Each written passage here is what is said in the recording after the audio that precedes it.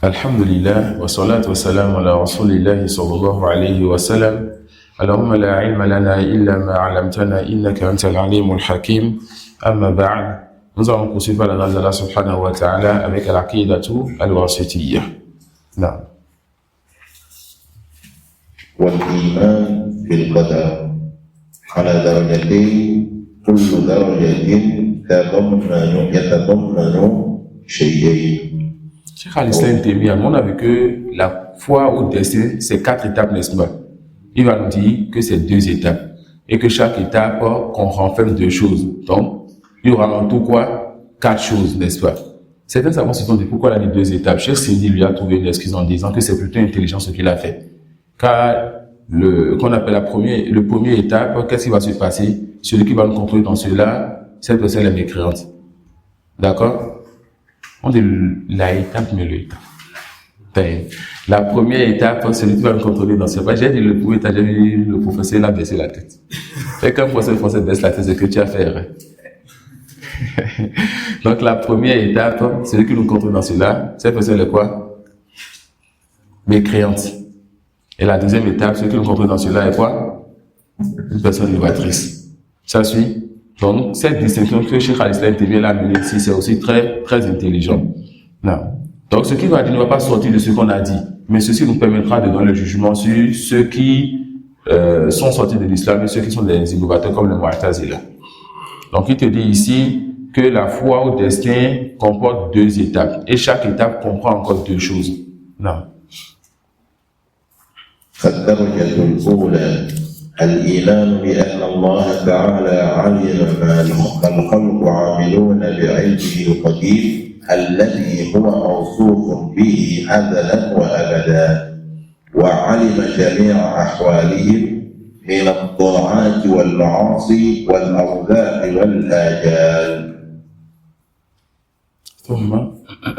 ثم كتب الله في اللوح المحفوظ مقادير الخلائق فأول ما خلق الله القلم فقال له اكتب قال ما أكتب قال اكتب ما هو كائن إلى يوم القيامة. Ceux qui ont l'arabe, on comprend quoi de la foi de Cheikh al-Islam? C'est quoi la première chose qui a été créée?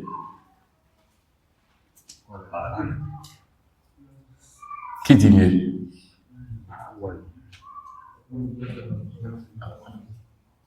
C'est ça au moment de la phrase? C'est pas pour la phrase. Non. Ça peut aller. Alors que certaines personnes vont nous sortir de la loi. C'est-à-dire que Cheikh al-Islam a dit que la première chose que Allah a créée, c'est quoi? Al-Qalam.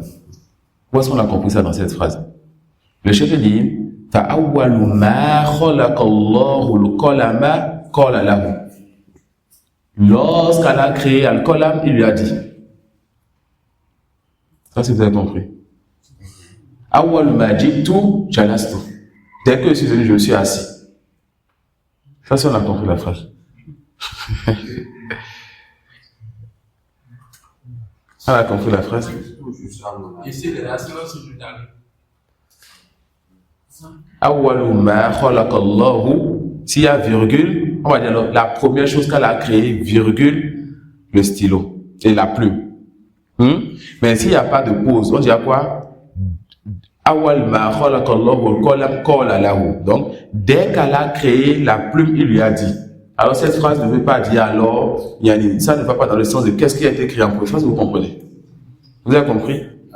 Donc, si quelqu'un nous dit, Cheikh al-Islam Taymiyya a dit que la première chose qu'elle a créée, c'est al-qalam, on dit, tu as sorti ça où? Il nous avait la loi sortie, on lui dit, relis encore. Ça, si vous avez compris. Relis avec les deux formes. Lis avec la virgule. Mais une pause après, ça va dire Awwalu ma khalaqa Allahu al-qalam. Le lance de quoi? Le lance de quoi? Là, il a ibtada al-jumla huna. Il a commencé la phrase ici. Awwalu ma khalaqa Allahu al-qalama qala lahu. Tu vois pas qu'il y a un verbe ici, donc la phrase se suit.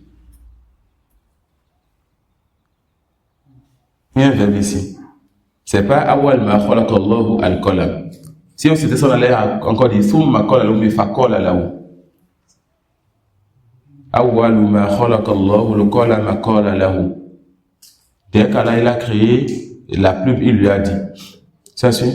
Et quand on revient à d'autres détails de Cheikh al-Islam sur le sujet, on voit que le ange est créé avant le qalam et qu'on ne doit même pas dire quelle est la première création d'Allah.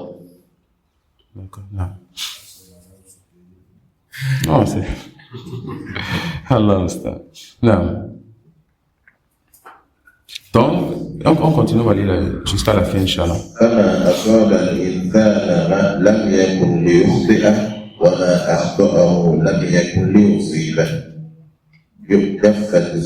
جفت الأقلام وطويت الصحف كما قال سبحانه وتعالى: ألم تعلم أن الله يعلم ما في السماء والأرض إن ذلك في كتاب إن ذلك على الله يسير.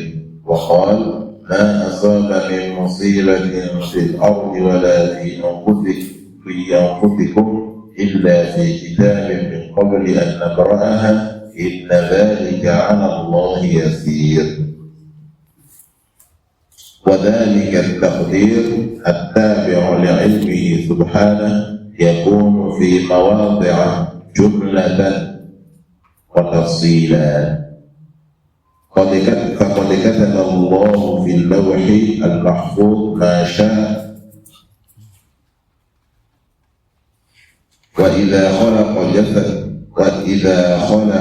جسد الجنين قبل نفخ الروح فيه بعث إليه ملكا فيؤمر بأربع كلمات: بكتب رزقه وأجله وعمله وشقي أو سعيد ونحو ذلك.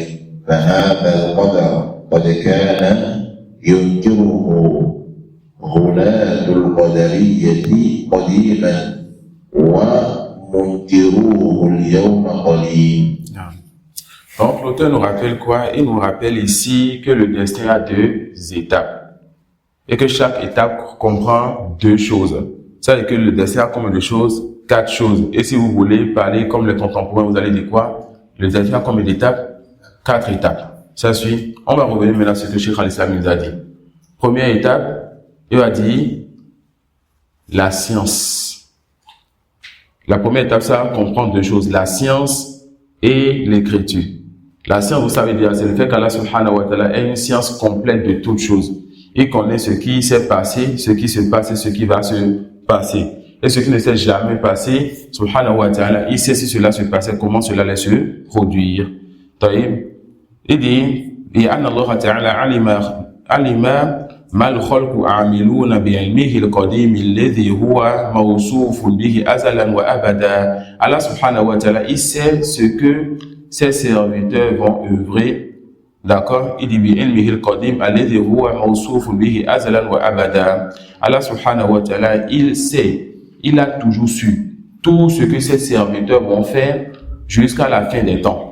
وعلم جميع أحوالهم من الطاعات والمعاصي والأرزاق والآجال. Et il connaît aussi leurs adorations, leur subsistance, leur durée de vie. Il connaît toutes choses de façon générale, de façon détaillée, subhanahu wa ta'ala. ثم كتب الله في اللوح المحفوظ مقادير الخلائق. Ensuite, Allah subhanahu wa ta'ala, il a écrit dans la table préservée la prédestination de toutes les créations. Ça suit. Il va dire, après avoir parlé de la création et de l'ordre qu'il a donné à la plume de cri tout ce qui va se passer, il dit, Fama aswab al-insanu lam yakun li yukhti'ah. Ce qui atteint donc le serviteur ne pourrait le manquer. Wa ma akhta'ahu lam yakun li yusibah. Et ce qu'il a manqué ne pouvait l'atteindre. Juffatil aqlami wa tuyatis suhuf. Les plumes, il y a les langues des plumes ont séché, les langues des plumes a séché et les feuilles ont été déjà pliées. D'accord? Et l'auteur va nous rappeler à la fin ici, et ça fait partie de Mawad al-Nafi'a, l'auteur va nous rappeler ici que ce premier niveau-là, la science et l'écriture, ce qu'on appelle les roulades parmi les Qadariya, il s'agit ici, n'est-ce pas, de qui? Il s'agit ici des Jahmiya. D'accord? Les roulades parmi les Qadariya, eux, ils refusaient ce premier niveau-là. Et bien d'autres que. Et ça, c'était les anciens parmi les Qadariya. Al-Qadariya tout le Oual. ceux qui disaient inna al-amra ulf, hein, yani musta'naf, ceux qui disaient qu'Allah n'a pas la science jusqu'à ce que la chose se passe, et quand ça se passe, alors quand ça se passe, Allah il sait. On dit ceux-là, c'est des mécréants. Al-Ghullat parmi les Qadariyya. Mais je pense que les Jahmiyya, ils ne rentrent pas dans ceci. Les Jahmiyya ne rentrent pas dans ceci. Donc, Al-Ghullat parmi les Qadariyya, eux, c'est des mécréants. D'accord? Et le cheikh nous dit quoi? Que c'était les anciens là, parmi les Qadariyya, qui reliaient la science et l'écriture. Et qu'à notre époque, ils sont peu. Et ça fait partie des choses importantes pour connaître les groupes. On te dit que ce groupe était un groupe ancien, et aujourd'hui, peu parmi les gens disent leurs paroles. Hein? On a dit ça aussi pour un groupe, on a dit qu'il n'y a pas une école qui soutient cette croyance. Ça dit quelque chose à quelqu'un? On a parlé d'un groupe, on a dit qu'il n'y a pas à notre époque une école, d'accord, qui soutient cette croyance-là. Lorsqu'on parlait de Noé attributs, les Arsant, les Mushabbiha. On a dit qu'il n'y a pas une école aujourd'hui comme, quand on va parler des Mu'attila, les Ash'ari, les Mu'tazila, non, il n'y a pas d'école aujourd'hui qui soutient fortement la croyance avec ses usul chez les Mushabbiha.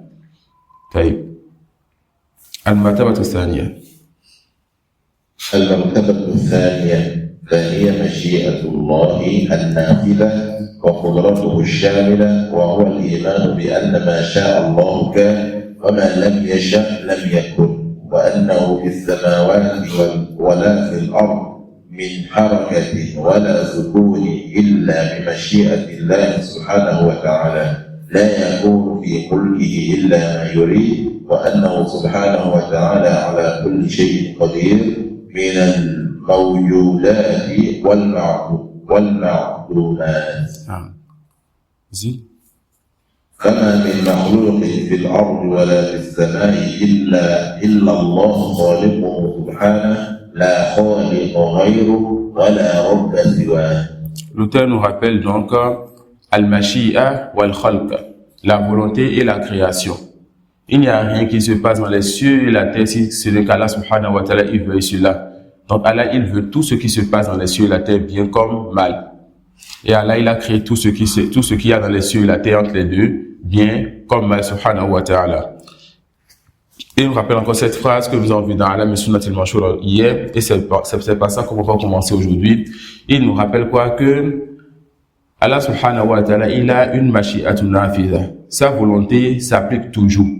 D'accord? Il a une qudratun shamila. Et sa capacité englobe toutes choses. Et on a vu quoi? Et on va encore répéter ça aujourd'hui. On a vu que si Allah subhanahu wa ta'ala, il ne fait pas quelque chose, ce n'est pas à cause de son incapacité, mais c'est à cause de quoi? Du fait qu'il ne veuille pas. D'accord? Quand il veut quelque chose, il le fait. Car il est capable de tout faire, subhanahu wa ta'ala. Non. Donc on a les deux étapes. Première étape, on a la science et l'écriture. Deuxième étape, on a la volonté et la création. Non. ومع ذلك فقد أمر العباد بطاعته وطاعة رسله ونهاهم عن معصيته، وهو سبحانه يحب المتقين والمحسنين والمتقين ويرضى عن الذين آمنوا وعملوا الصالحات، ولا يحب الكافرين ولا يرضى عن القوم الفاسقين، ولا يأمر بالفحشاء ولا يرضى لعباده الكفر ولا يحب الفساد. والعباد فاعلون حقيقة، الله خالق أفعالهم، والعبد هو المؤمن والكافر والبر والفاجر والمصلي والصائم. وللعباد قدرة على أعمالهم ولهم إرادة، والله خالقهم وخالق قدرتهم وإرادتهم، كما قال لمن شاء منكم أن يستقيم، فما تشاءون إلا أن يشاء الله رب العالمين. وما تشاءون إلا أن يشاء الله رب العالمين. وهذه درجة من القدر يكذب بها عامة القدرية الذين سماهم السلف مجوس هذه الأمة، ويغلو فيها قوم من أهل الإثبات حتى يطلب العبد قدرته واختياره ويخرجون عن أفعال الله وأحكامه حكمها ومصالحها.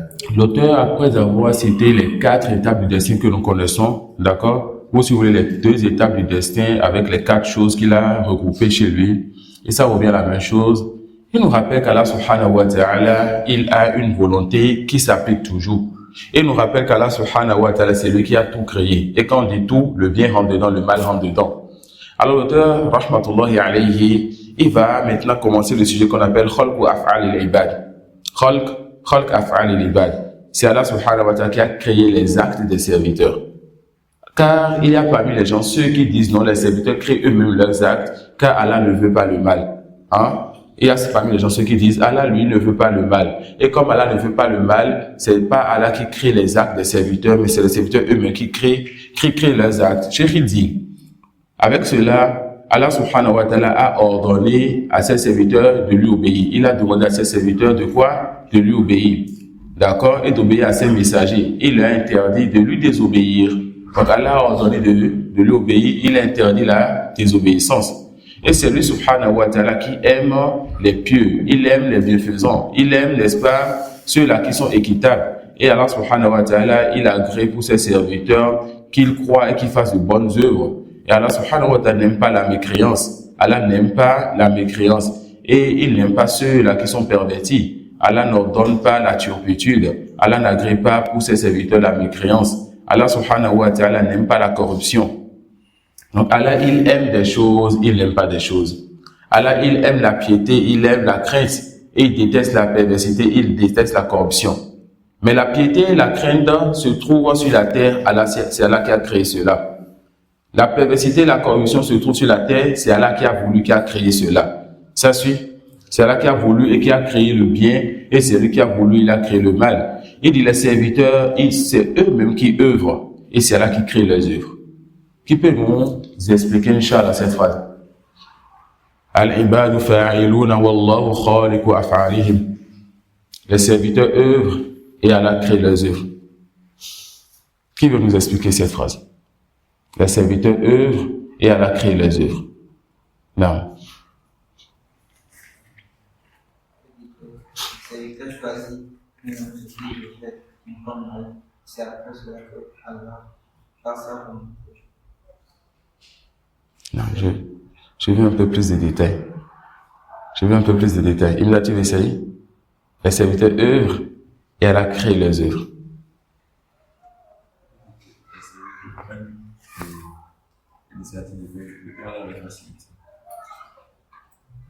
Je veux des réponses d'étudiants en sciences. On a déjà vu la différence entre la création et l'action d'Allah. Non.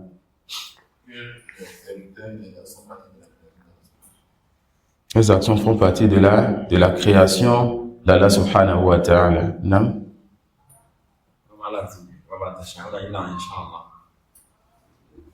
La volonté d'Allah, si Allah veut, il crée. Non. Et l'homme, les hommes mettent en œuvre. Et une fois que l'être humain veut faire quelque chose, donc il veut le faire, et c'est Allah qui crée en réalité. Allah qui crée donc, qui crée l'action de l'homme. Ça suit. On a dit que pour qu'il y ait une action, il faut 3 choses importantes. Qui s'en souvient? Pour qu'une action, pour qu'il y ait effet d'une action, il faut 3 choses. Qui se rappelle de ces 3 choses? Non, là-bas. Il y a la volonté, la capacité, et sans avoir le jeu extérieur. Zawal Mawania. Il faut, pour que je souhaite, n'est-ce pas, prendre le boya. Il faut que j'ai la volonté. Il faut que j'ai la capacité. Il faut que j'ai pas d'empêchement, n'est-ce pas? Hamza, il a son boya. J'ai la volonté, j'ai la capacité. Je vais là-bas, Hamza a plus de force que moi. Il m'empêche de soulever. Est-ce que je peux soulever? Alors l'action, je ne pouvais pas, mettre en pratique cette action-là. D'accord? Alors cette volonté-là, qui est-ce qui a créé cette volonté que nous avons? C'est Allah. Qui est-ce qui nous a créé cette capacité? Qui est-ce qui nous a donné cette capacité? C'est Allah. Qui est-ce qui a empêché autre chose de pouvoir être un obstacle pour nous? C'est Allah subhanahu wa ta'ala. Ça peut aller. Donc c'est Allah qui crée nos yeux. Car c'est lui qui a créé notre volonté, qui nous a donné la capacité, et c'est lui qui éloigne donc les obstacles de notre chemin. Et comme Allah subhanahu wa ta'ala le dit encore, liman sha'a minkum an yastaqim wa ma tasha'una illa yasha Allahu rabbul alamin. Celui qui veut n'a qu'à être droit sur la vérité. Être droit sur la religion. Et vous n'allez vouloir que si Allah, le Seigneur de l'univers, lui, il veut. Donc, Allah a une volonté, le serviteur a une volonté. Mais la volonté du serviteur ne peut pas quitter la volonté d'Allah subhanahu wa ta'ala. Le chef va nous rappeler à la fin que on a les Qadariya qui vont dissocier la volonté du serviteur de celle d'Allah. Qu'est-ce qu'ils vont faire? Ils vont dire que le serviteur a une volonté, Allah a une volonté, et la volonté du serviteur n'est pas rattachée à celle d'Allah. Donc le serviteur veut écrire ses actions, et ce n'est pas Allah qui veut écrire les actions du serviteur. On dit ça, c'est des innovateurs, c'est des égarés, les Mu'tazila. C'est eux qu'on appelle les Majous de cette communauté. Vous savez quoi les Majous de cette communauté? C'est qui les Majous? Les Majous, c'est qui? Les adorateurs du feu. Qu'est-ce qui amène les savants à appeler les Mu'tazila les Majous de cette communauté? Les adorateurs du feu, ils ont quelle particularité? Non, il y a un créateur pour le bien, un créateur pour le mal. Les Mu'tazila, ils ont fait quoi? Ils ont donné comme de créateur? Et tant de créateurs que de créatures. Pourquoi? Parce que chaque serviteur crée ses œuvres. Donc, tous les serviteurs sont des créateurs. Voilà pourquoi on les appelle les Majous de cette communauté, car chaque serviteur crée ses œuvres. Ensuite, il va finir donc en parlant de nouveaux groupes qu'on a déjà vu aussi. Quand il dit وَيَخْلُو فِيهَا قَوْمٌ مِنْ أَهْلِ الْإِثْبَاتِ حَتَّى يَسْلُبُوا الْعَبْدَ قُدْرَتَهُ وَاخْتِيَارَهُ. Il dit quoi? Rahimahullah ta'ala, qu'il y a parmi les Ahlul Ithbat, parmi ceux qui affirment la volonté à Allah, ceux qui ont abusé et exagéré, jusqu'à ceux qui ont fait quoi? Ceux qui ont affirmé la volonté donc à Allah subhanahu wa ta'ala, ceux qui ont abusé et exagéré jusqu'à ce qu'ils renient, ou bien ceux qui suppriment la volonté du serviteur. Il s'agit de qui? Des Jabriya. D'accord, les Jabriya, ils ont fait quoi? Ils ont affirmé la volonté d'Allah et ils ont refusé la volonté du serviteur. Donc chez eux, le serviteur n'a pas de volonté. Et on comprend déjà la différence entre ces deux groupes et le juste milieu sur ce sujet. Non. Et Inch'Allah, la question du dessin, nous reviendra encore le mercredi soir. C'est sur ça qu'on va finir totalement le séminaire en conférence. Non. ومن أصول الفرقة الناجية أن الدين والإيمان قول العمل قول القلب واللسان وعمل القلب واللسان والجوارح وأن الإيمان يزيد بالطاعة وينقص بالمعصية.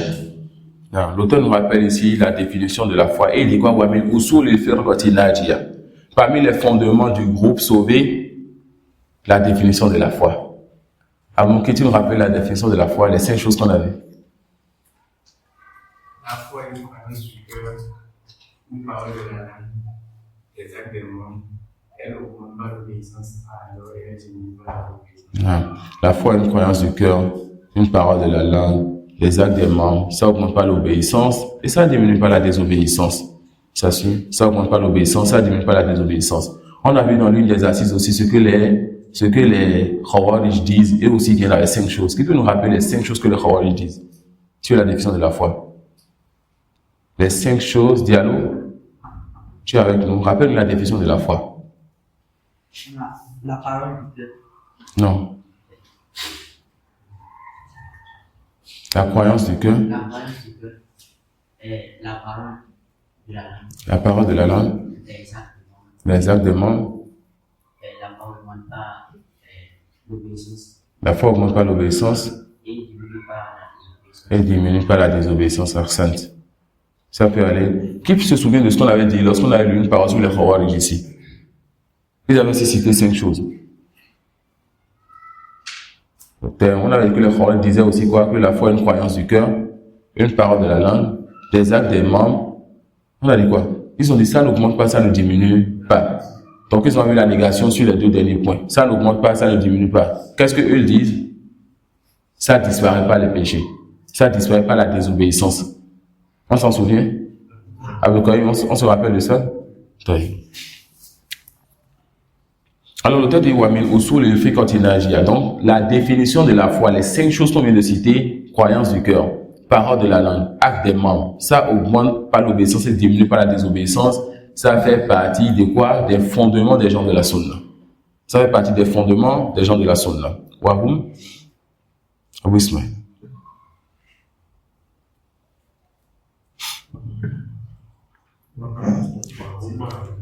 وهم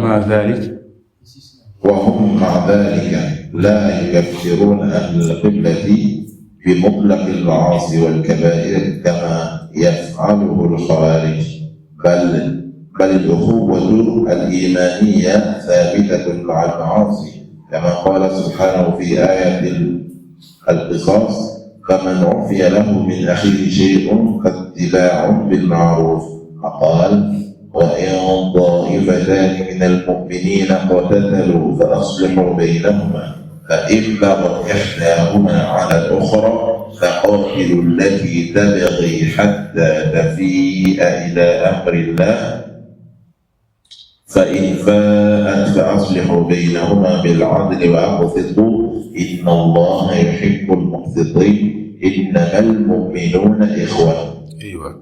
Il nous rappelle donc que la foi, c'est les 5 choses que nous venons de voir. Une croyance du cœur, une parole de la langue, des actes des membres, ça augmente pas l'obéissance et ça diminue pas la désobéissance. Ça suit Taïb. Il nous rappelle aussi que les gens de la sunna, ils ne font pas quoi? Ils ne rendent pas mécréants pour les grands péchés. Ils ne rendent pas mécréants pour les péchés. D'accord? Les gens de la sunna ne rendent pas mécréants celui qui tombe dans les péchés, même si cette personne répète ses péchés. Tant que cette personne ne dit pas avec sa langue que le péché est devenu halal. D'accord, al-istihlal. Tant que la personne ne croit pas ou ne dit pas ça, alors que le péché est devenu halal, alors on dit quoi? Cette personne, ces péchés ne le font pas sortir de l'islam. Et il va justifier cela, que les péchés ne font pas sortir de l'islam. Quand Allah subhanahu wa ta'ala dit quoi? فَمَنْ أُفِيَ لَهُ مِنْ أَخِيهِ شَيْءٌ فَاتِّبَاعٌ بِالْمَعْرُوفِ. Ici, ça dit quoi? Voici un musulman qui a tué un musulman. Alors, les proches du défunt, d'accord, les proches de celui qui a été tué peuvent demander au juge pour qu'on tue celui qui a tué. Mais quand Allah subhanahu wa ta'ala dit que ses parents, les parents du défunt peuvent pardonner, comment ils ont appelé celui qui a tué? Akhi. Ça suit son frère.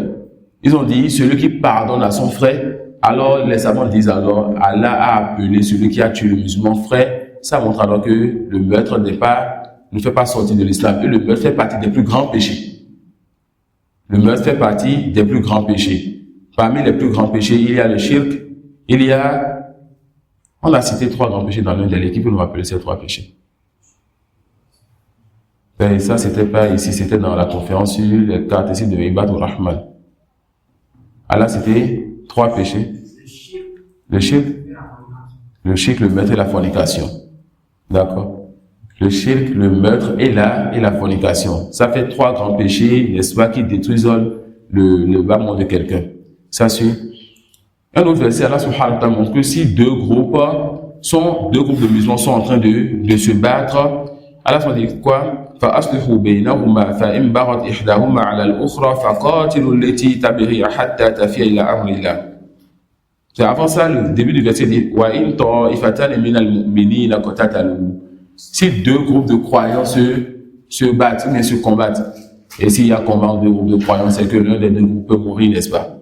Il peut y avoir des meurtres, n'est-ce pas? Ou bien il peut y avoir des morts dans l'un des 2 groupes ou des 2 côtés. Allah les a appelés croyants. Et à la fin des versets, elle a dit innamal mu'minuna ikhwa. Les croyants ne sont que des frères. Donc ça veut dire que le meurtre n'est pas quoi? Le meurtre ne fait pas sortir de l'islam.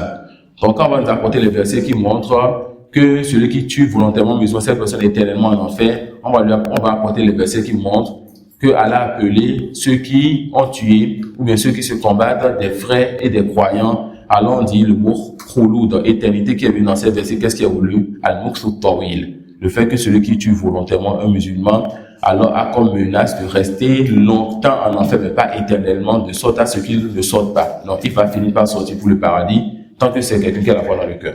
On a compris ça? Oui. Voilà, il y a ce bout, hein?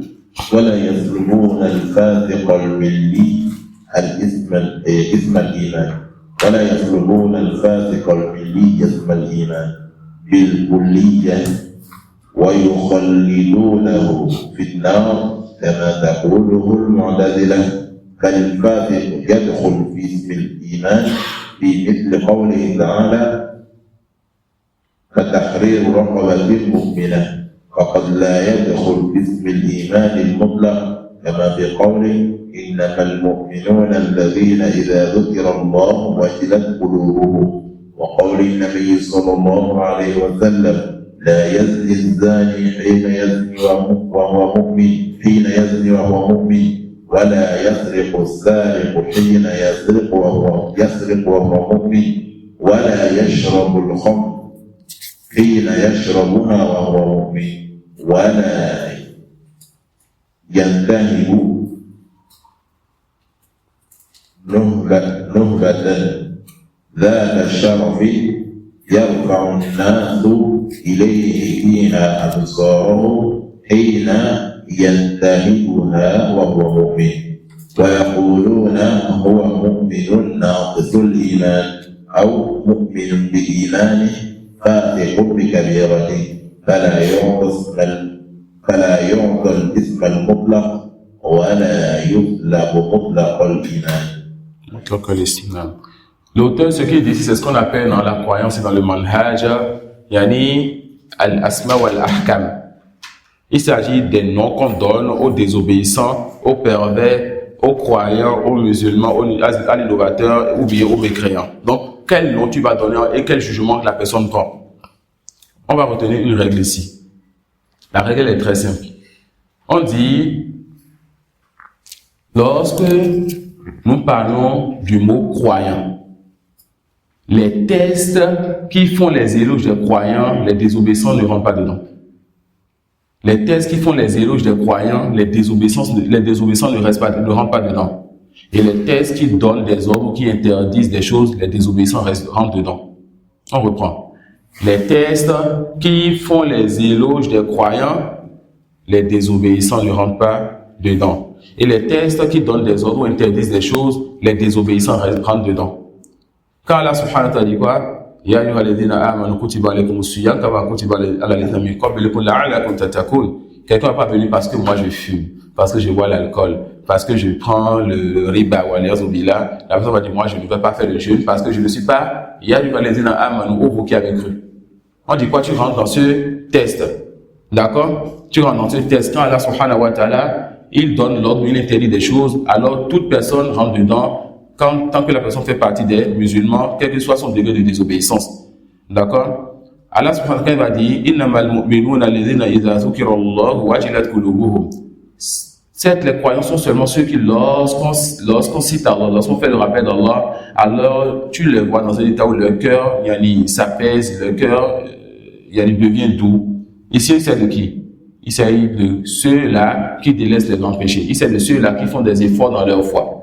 D'accord? C'est la même façon quand on va voir des tests qui font des promesses aux croyants, on dit rentre en ceux-là qui font des efforts dans leur foi, qui délaissent les grands péchés. Ça suit? Non. C'est ceux-là qui ne jamais tombé dans le grand péché. Non, on a dit que même les serviteurs pieux du tout miséricordieux tombent dans les grands péchés et quand ils tombent dedans, en même temps ils se répandent et Allah leur pardonne, il remplace le grand péché, remplace même leur péché plutôt par de bonnes actions. D'accord? Le serviteur pieux d'Allah évite les grands péchés. Et s'ils tombent dedans pour une raison ou une autre, son repentir est rapide et sincère. Non. Et donc ici, l'auteur va nous apprendre que déjà il a dit qu'on ne rend pas mécréants, on ne rend pas mécréants les musulmans, ils disent quoi? La yukafiruna ahlal kiblati bi mutlaqi al-ma'asi. Ahlal kibla, donc les musulmans. Les gens de la sunna ne rendent pas mécréants les musulmans à cause de leur péché. Quel que soit le péché, tant que ce n'est pas de la mécréance ou bien du shirk comme c'est connu. D'ailleurs. Et là, il va dire, et de la même façon, lorsqu'ils font ces péchés-là, ils font ces péchés, ils ne vont pas lui enlever totalement la foi. D'accord? Celui qui fait les péchés, celui qu'on appelle al-fasiqul milli. Celui qui a pris ce nom, ce n'est pas celui qui a fait le péché une fois, deux fois. C'est celui qui a pris l'habitude de faire ce péché. Donc, malgré son habitude, on ne va pas lui enlever la foi totalement. D'accord? Mais on va dire quoi? Comme il dit à la fin, on va dire il est mu'minun. Il dit il est mu'minun nankisul iman. C'est un croyant qui a une foi faible. D'accord? Ou bien mu'minun bi iman et fasiqun bi kabiratihi. C'est quelqu'un qui est croyant par sa part de foi et pervers par sa foi, par sa part de désobéissance des grands péchés qu'il fait. D'accord? Mais on ne dit pas de ces gens-là qu'il est mu'min, on ne dit pas qu'il est aussi kafir. On dit quoi? Il est croyant par sa foi et pervers par sa désobéissance. Ou bien c'est un croyant qui a une foi faible. Ça peut aller. C'est un croyant qui a une foi faible. Et l'auteur, il a amené certains istilahats ici. Mutlaqul iman wal imanul mutlaq. C'est quoi la différence entre les deux? Quand c'est le mutlaq qui vient à la fin, donc al-imanul mutlaq, c'est-à-dire al-imanul kamil, la foi pleine, la foi complète. Et le mutlaqul iman, c'est que la personne a la base de la foi. Donc quand vous lisez mutlaqul iman wa aslul iman, wal imanul mutlaq wa al imanul kamil. Mutlaqul iman, c'est quoi? C'est la base de la foi. Ça suit. Donc, la personne qui a le mutlaq al-iman peut être quelqu'un qui a des désobéissances. Voilà qu'al-iman ou mutlaq, on parle de celui-là qui délaisse les grands péchés et qui fait des efforts dans sa foi et qui avance dans sa religion. Vous voyez? Non.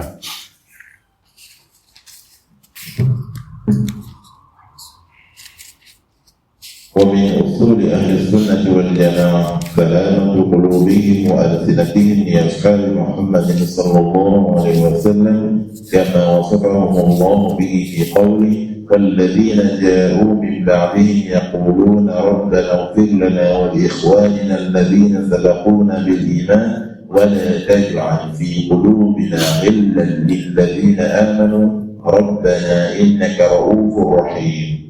وطاعة النبي صلى الله عليه وسلم في قوله لا تسبوا أصحابي فوالذي نفسي بيده لو أن أحدكم أنفق مثل أحد ذهبا ما بلغ مد أحدهم ولا نصيفا.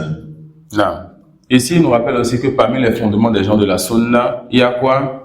Il y a salamatu qulubihim wa alsinatihim li ashabi Muhammadin sallallahu alayhi wa sallam. Deux choses. Le fait que leur cœur ne garde pas de gêne, de rancune ou bien de colère ou bien de haine envers les compagnons du prophète Mohammed sallallahu alayhi wa sallam. Et le fait que leur bouche aussi, leur langue aussi ne disent que du bien des compagnons du prophète sallallahu alayhi wa sallam. D'accord? Le prophète sallallahu alayhi wa sallam dit tasubbu ashabi, n'insultez pas mes compagnons. La langue ne doit pas dire du mal des compagnons du prophète sallallahu alayhi wa sallam. Et elle a fait les éloges de ceux qui sont venus après les compagnons en disant quoi? Qu'ils disent Seigneur, pardonne-nous ainsi qu'à nos frères qui nous ont précédés dans la foi. Alors, avec leur langue, ils invoquent donc pour les compagnons. Et ils demandent aussi à Allah de ne pas laisser de gêne dans le cœur envers les compagnons, de ne pas laisser ce qui va les amener à détester les compagnons. D'accord? Donc, dans ton cœur, tu dois avoir un cœur pur, un cœur ouvert, un cœur qui aime les compagnons. Et avec ta langue, tu dois invoquer pour les compagnons, dire du bien d'eux et ne jamais dire du mal d'eux avec ta langue ou bien les détester. Non. ويقبلون ما جاء به الكتاب والسنة أو السنة أو الإجماع من فضائلهم ومراتبهم فيفضلون من أنفق من قبل الفتح وهو صلح الحديبية وقاتل على من أنفق من بعده وقاتل. Et il dit aussi quoi? Que les gens de la sunna acceptent ce qui est venu dans le livre d'Allah, dans la sunna du prophète sallallahu alayhi wa sallam, ou aussi ce qui est venu comme consensus des musulmans sur, n'est-ce pas, le mérite des compagnons, ainsi que leur degré. Les compagnons, tous les compagnons sont des gens du paradis. Retenez, on dit tous les compagnons sont des gens du paradis. Mais on n'a pas le droit de citer le nom d'un compagnon, non après non, il dit un tel est au paradis, un tel est au paradis, sauf si on a un dalil. On dira Bilal est au paradis, Abu Bakr est au paradis, Abdurrahman ibn Awf est au paradis, etc. Ceux sur quoi on a une preuve précise. Mais pour le reste, on dit quoi? Tous les compagnons du prophète Mohammed sallallahu alayhi wa sallam sont au paradis. Donc nous croyons, n'est-ce pas, en leur mérite, ce qui est dans le livre d'Allah, la sunna ou bien dans le consensus. On croit au mérite des compagnons et on croit aussi au fait que certains compagnons soient meilleurs que d'autres. Abu Bakr est le meilleur des compagnons, ensuite Omar, ensuite Othman, ensuite Ali. Les compagnons, n'est-ce pas, qui étaient rentrés dans l'islam et qui ont fait la hijra sont meilleurs que ceux-là qui n'ont pas fait la hijra, mais ceux-là qui les ont accueillis, les ansar. Les muhajirun, de façon générale, sont meilleurs que les ansar. D'accord? Et ceux-là qui se sont convertis au début, avant le sulh Hudaybiyah, et qui ont dépensé de leur temps, de leur argent, n'est-ce pas, dans cette religion, sont meilleurs que ceux qui sont convertis, ceux qui se sont convertis après cela, et tous ont un degré auprès d'Allah subhanahu wa ta'ala. نعم. ويقدمون المهاجرين على الأنصار ويؤمنون بأن الله قال لأهل بدر وكانوا 300 وبضع عشر اعملوا ما شئتم قد غفرت لكم وبأنه لا يدخل النار أحد بايع تحت الشجرة كما أخبر به النبي صلى الله عليه وسلم بل قد رضي الله عنهم ورضوا عنه وكانوا أكثر من 1000 أو 400. Non. L'auteur rappelle le mérite des gens de Badr, de ces compagnons qui ont combattu la première guerre, le premier djihad sur le chantier d'Allah. Ils sont sortis pour, pas pour combattre, ils sont sortis pour arrêter un convoi qui transportait des marchandises. Mais Allah subhanahu wa ta'ala les a éprouvé par le fait que eux 300 et quelques sortis ils ont fait face à 1000 soldats qui sont bien armés, bien sortis pour les combattre. Et Allah leur a donné le dessus sur les autres. D'accord? Et Allah dit aux gens du Badr, "I'malu ma shi'tum faqad ghafartu lakum." Faites ce que vous voulez, je vous essaie de pardonner. On a dit aux compagnons, faites ce que vous voulez, je vous essaie de pardonner. Est-ce que après cela, les compagnons vont dire, alors dans ce cas, on va désobéir à notre Seigneur, on va délaisser l'adoration, on a atteint la yakin? Non, ils n'ont pas atteint la yakin des soufis. Ça suit. Allah a dit, faites ce que vous voulez, je vous essaie de pardonner. Et cela les a amenés encore plus œuvrer et à craindre le Seigneur, subhanahu wa ta'ala. D'accord? Et il a aussi rappelé que ne rentrera pas en enfer ceux qui ont prêté allégeance au prophète sallallahu alayhi wa sallam sous l'arbre. Et il a dit qu'ils étaient environ Alfin wa Arba'i Miya, ils étaient environ 1400 compagnons. Ils étaient environ 1400, ils étaient plus de 1400 compagnons. Non.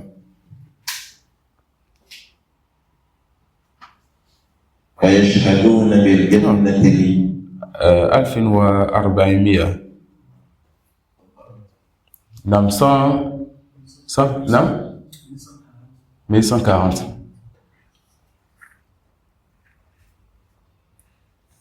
Non, 100. 1400. Non. ويشهدون بالجنة لمن شهد له رسول الله صلى الله عليه وسلم كالعشر وكثابت بن قيس بن شماس وغيرهم من الصحابة. Et on a déjà vu ceci. Les gens de la qu'est-ce qu'ils font? Ils attestent du paradis pour celui qui est venu dans les tests. Le prophète sallallahu alayhi wa sallam dit un tel est au paradis, nous disons un tel est au paradis. Ça suit? Le prophète sallallahu alayhi wa sallam dit un tel est au paradis, on dit un tel est au paradis. Si on n'a pas un test sur quelqu'un, on ne cite pas son nom. Mais nous avons la conviction que tous les compagnons du prophète Mohammed sallallahu alayhi wa sallam sont au paradis. Allah les radiyallahu anhu. Allah les agrée. Non. Non. ويقرون بما تواتر به النقل عن أمير المؤمنين علي بن أبي طالب رضي الله عنه وغيره من أن خير هذه الأمة بعد نبيها أبو بكر ثم عمر ويثلثون بعثمان ويربعون بعلي كما دلت عليه الآثار وكما أجمعت الصحابة على تقديم عثمان في البيعة. Non. L'auteur nous rappelle ici que parmi les croyants de Ahl Sunnah wal Jama'a, l'ordre dans Al-Khilafa, d'accord, que le premier calife c'est Abu Bakr, ensuite Omar, ensuite Othman, et enfin Ali radiyallahu anhu. Il dit ويكرون بما تواتر به النقل عن أمير المؤمنين علي ابن أبي طالب رضي الله عنه وغيره من أن خير هذه الأمتين. Parmi les meilleurs, il commence à parler le fadl, que le meilleur des compagnons c'est qui? C'est Abu Bakr, ensuite Omar, ensuite Othman, ensuite Ali radhiyallahu anhu. Ça, c'est l'ordre des compagnons selon leur degré. Le meilleur, c'est Abu Bakr, ensuite Omar, ensuite Othman, ensuite Ali radhiyallahu anhu. Ça peut aller. Terminer va apporter une divergence qui était ancienne sur ce sujet. Non. وأن بعض أهل السنة كانوا قد اختلفوا في عثمان وعلي. Et mettez de trait sur le mot Ba'd Ahl Sunnah. Cheikh Al-Islam Taymiyya vient apporter une divergence ici. Et en apportant la divergence, il vous rappelle d'abord que c'est une divergence entre Ahl Sunnah. Il va encore donner une éducation à la fin de cette divergence-là. بعد اتفاقهم على تقديم أبي بكر وعمر أيهما أفضل فقدم قوم عثمان وسكتوا أو ربعوا بعلي فقدم قوم عليا وقوم توقفوا. Il va apporter plusieurs avis ici. C'est qui les meilleurs compagnons? C'est quoi l'ordre des meilleurs compagnons qui nous rappelle ça avant qu'on continue? Ici on parle pas encore qu'on appelle du khilaf, des califes. On parle des meilleurs, yani qui est meilleur que d'autres, d'accord? Il y a deux sujets. Quel compagnon est meilleur, quel compagnon? Et il y a le deuxième sujet, c'est qui le premier calife, ensuite qui. C'est deux sujets différents. Il y a un sujet dans lequel il y a une divergence entre-temps chez Ahl Sunnah, mais la divergence a disparu. On n'accepte plus cette divergence aujourd'hui. Et un autre sujet sur lequel on n'accepte pas cette divergence. Celui sur lequel il y avait la divergence, c'est quoi? C'est qui le meilleur? Ensuite qui? D'accord? Ça peut aller.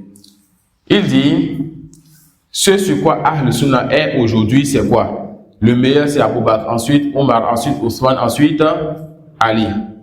Mais il dit qu'il fut un temps, certains de Ahl Sunnah, d'accord? Certains de Ahl Sunnah ont divergé. Il y a donc parmi eux ceux qui ont dit que le meilleur est Abu Bakr, ensuite Omar, ensuite Othman, et ils se taisent. Après Othman, ils se taisent. D'accord? Et vont se baser sur ce qui est venu chez de Ibn Omar, que dans le temps du prophète sallallahu alayhi wa sallam, il citait Abu Bakr, Othman, et Abu Bakr, Omar, ensuite Othman, et ils se taisaient. C'est ce que certains compagnons faisaient. D'accord? Les compagnons citaient Abu Bakr, ensuite Omar, ensuite Othman, et ils se taisaient. Il dit alors, donc il y avait ceux qui citaient jusqu'à Othman, ils se taisaient. Il y avait ceux qui citaient Abu Bakr, Omar, Othman et ajoutaient comme quatrième Ali. D'accord? Donc on a ceux qui s'arrêtent à Othman, on a ceux qui s'arrêtent à Ali. Et il y a ceux qui mettent Ali avant Othman. Ceux qui vont dire Abu Bakr, Omar, Ali, Othman. Et il y a ceux qui se taisaient carrément, ils vont dire Abu Bakr et Omar, ils ne vont pas ajouter quelqu'un d'autre. D'accord? Ou bien ceux qui ne vont même pas dire tel compagnon est meilleur que tel compagnon. Il dit ceci fut une divergence chez Ahl Sunnah. D'accord? Et parmi les savants qui ont eu des positions comme ça, l'imam Ahmad, que c'est connu que lui faisait partie de ceux qui citaient Abu Bakr, Omar, Othman, se taisaient. Et si j'ai bon il est revenu aussi, il a ajouté Ali par la suite. D'accord? Il ne voyait aucun mal à ajouter Ali aussi, comme c'est venu dans la Sunna de l'imam Al-Khallal. Et parmi ceux qui se taisaient aussi, sur deux, si je m'abuse, il y avait l'imam Malik, qui disait lui Abu Bakr et Omar, et il se taisait, et après lui aussi, il a ajouté les quatre. Donc c'est une divergence qui aujourd'hui, on n'a plus besoin de cette divergence. Mais malgré ceci, le cheikh va nous donner une éducation tout à l'heure. Et cette éducation, vous allez voir, à chaque fois, il dit, parmi les fondements des gens de la Sunna, n'est-ce pas? Il nous enseigne les fondements. Et celui qui connaît les fondements, sait comment se comporter en cas de divergence. Lorsqu'il a apporté une divergence qui n'est pas sur les fondements, et qui est dans le cercle des gens de la Sunna, il va vous dire comment se comporter tout à l'heure. لكن استقر أمر أهل السنة على تقديم عثمان ثم علي. Donc c'est une divergence qui est ancienne. Ensuite, Ahl Sunnah est maintenant unanime sur le fait qu'on va citer Abu Bakr, Omar, Othman et ensuite Ali. D'accord? Cette divergence, elle a disparu. Cette divergence, elle a fait quoi? Elle a disparu. Non. Donc, que quelqu'un ne rentre pas dans les livres des anciens pour dire que moi, j'ai lu les livres des grands et j'ai vu le Malik qu'il a cité Abu Bakr, Omar et il s'est tué. Que fait partie des innovations de citer Ousmane et Ali. Ou bien que Ousmane ne cite pas Ousmane et Ali. Tu as sorti ta d'où? Tu vas nous dire que parce que Ibn Sémine ou bien les savants contemporains ont cité les 4 et que l'ancien a cité 2, alors on n'a pas le droit de citer les 4. Vous voyez comment il faut patienter pour regrouper les sciences et voilà l'importance des petits moutons. Quand tu te précipites pour aller dans les grandes sciences avant les petites, tu vas manquer une grande part de compréhension et de sciences bénéfiques. Mais dans ces petits moutons, le chef t'a mis la divergence et t'a donné l'avis à comprendre. Donc quand toi tu vas voir un avis singulier ailleurs, tu vas comprendre déjà comment te comporter. Non. وإن كانت هذه المسألة مسألة عثمان وعلي ليست من الأصول التي يضلل المخالف فيها عند جمهور أهل السنة. Et ça c'est très bien. Cheikh Al-Islam Taymiyya, après avoir écrit un livre dans lequel il enseigne les usul, les fondements. Et à la fin encore, il nous dit, fait partie des fondements des gens de la Sunna. Fait partie des fondements des gens de la Sunna, ils apportent une divergence. Et il a dit que cette divergence est chez Ahl Sunna. Et il a montré encore à la fin que la divergence là a disparu. Mais il dit, ce sujet-là, on ne parle pas de calife, lequel est meilleur? Est-ce qu'on va mettre Ali devant Ousmane, etc.? Ça ne fait pas partie des fondements pour lesquels on va traiter d'égarer quelqu'un qui nous contredit. Ça suit? Je vois un de nos étudiants, de nos frères qui a étudié, qui vient, et on connaît ses fondements, il est parmi les gens de la Sunna, Inch'Allah. Et cette personne, on l'invite pour une assise quelque part, une khutbah. La personne en parlant dit, donc les meilleurs des compagnons sont Abu Bakr, Omar, Ousmane, Ali, et vous voyez des gens, oh toi tu es un chiite, descends. Il a dit le meilleur des compagnons. On dit, non, cette divergence n'est plus permise aujourd'hui, mais est-ce que ça fait partie des sujets sur lesquels on va rendre innovateur quelqu'un, ou bien égarer quelqu'un? Vous comprenez? Donc, dit Ousmane, l'habitude. Donc, Abu Bakr, Omar, Ali et Ousmane. Il a mis Ali devant Ousmane, on va dire quoi? Il est quoi? Un égaré. Est-ce que cela est correct? La réponse, non. Car ce sujet ne fait pas partie des fondements pour lesquels on rend égaré quelqu'un. Ce sujet ne fait pas partie des fondements pour lesquels on va faire sortir quelqu'un de la Sunna. Quand est-ce que toi tu vas connaître les sujets pour lesquels on ne fait pas sortir quelqu'un de la Sunna? Quand tu as d'abord cherché à connaître les fondements. Combien de personnes donnent autant de temps et d'importance pour étudier les fondements? Voilà, ici les gens donnaient cette importance-là. Il y a beaucoup de fitanes qu'on entend aujourd'hui, on n'allait pas entendre parler de ces fitanes. Ça suit? Beaucoup de fitanes aujourd'hui, on n'allait pas entendre parler de ces fitanes. On dit, il y a telle chose, certains groupes d'étudiants, de savants, les choses vont se passer entre eux, ils gassent entre eux. Parce qu'ils savent que ce n'est pas les choses qui vont changer ou quelque chose à la dawa. Ils gassent entre eux, mais si les gens apprennent ça, on va appliquer la règle, ce qui se passe entre les deux là, on va fermer cela, on va même pas y prêter attention, on va pas rapporter cela. D'accord? Donc les gens n'ont plus la clairvoyance pour faire la différence entre un sujet qui fait partie des fondements et un sujet qui n'en fait pas partie. Tout sujet, fitna, quand on dit fitna, c'est que c'est bon. Il faut se diviser, il faut qu'il y ait deux groupes de personnes. Et depuis des années, on est en train de tourner de fitna en fitna. Tu étudies la fitna, tu vois en réalité qu'il n'y a pas de fondement qui est touché. D'accord? Qu'il n'y a pas de fondement qui est touché. Non. Lakin, en même temps, Cheikh va nous, en nous disant qu'on ne rend pas égaré pour ce sujet-là, il va nous montrer pour quel sujet on va rendre égaré quelqu'un. Non. لكن المسألة التي يضلل فيها المخالف فيها مسألة الخلافة. Jamil. On a alors deux sujets. Un premier sujet. Les 4 là, Abu Bakr, Omar, Ousmane et Ali, lequel est meilleur? On ne rend pas alors égaré quelqu'un qui nous met Ali devant Ousmane. Ça suit, Taïb. Abu Bakr, Omar, Ousmane et Ali. C'est quoi l'ordre de la khilafa? C'est qui le premier calife, ensuite lequel? Celui qui nous contredit dans cet ordre, cette personne le rend égaré. Vous avez la différence entre les deux sujets? Taïb. وذلك أنهم يؤمنون أن الخليفة بعد رسول الله صلى الله عليه وسلم أبو بكر ثم عمر ثم عثمان ثم علي. ومن طعن في خلافة أحد من هؤلاء فهو أضل من حمار أهله. Vous voyez comment elle a été dure là-bas, elle a été dure ici. C'est comme ça, Ahl Sunnah. Là-bas, il vous apporte un sujet, il vous apporte la divergence, il vous apporte 3-4 avis de personnes qui ont divergé. Il dit toutes ces divergences, c'est chez Ahl Sunnah. Et il vous dit encore ça ne fait pas partie des fondements pour lesquels on va rendre égaré quelqu'un. Ensuite, il vous dit, mais le sujet pour lequel on doit rendre égaré quelqu'un, c'est quoi? Quand la personne nous contredit sur l'ordre du calife, l'ordre des califes, celui-là, on dit quoi? C'est un égaré, il est plus égaré que l'âne de sa famille. Ça peut aller. On va s'arrêter sur ça, Inch'Allah. Wallahu a'lam wa subhanaka wa bihamdik. Ashhadu an la ilaha illa anta astaghfiruka wa atubu ilayk wa jazakumullah.